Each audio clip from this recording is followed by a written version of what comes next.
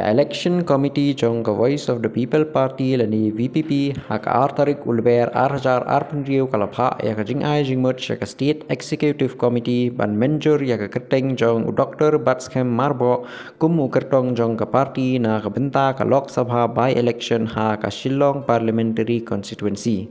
Kani ka by election kalami hadin ka jingklat no jong sitting member of parliament Dr. Ricky Andrew J. Singkon ubalaklat no ka khandai tarik urempang 2024 ka jingklat jong u kala penlong ya ka seat bakanlat bat don kam ban penlong by election kat kum ki kendon jong ka election commission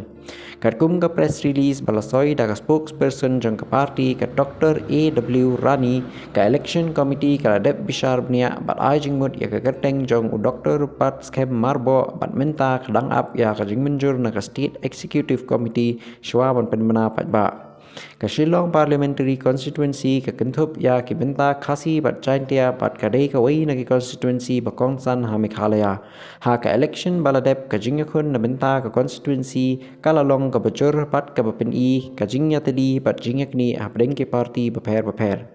ka VPP kalayat chakmat da ka vision to revive to restore but and to transform lani haktin khasi ban pen impat ban pen bhapat ban pen kaladur ka party kala nangkiu ha ka jalla ha kisnem baladep bat kalalong ka wai na ki party badon benta ha ka jingyat bat ba bat jingyalang dorbar ha ka jalla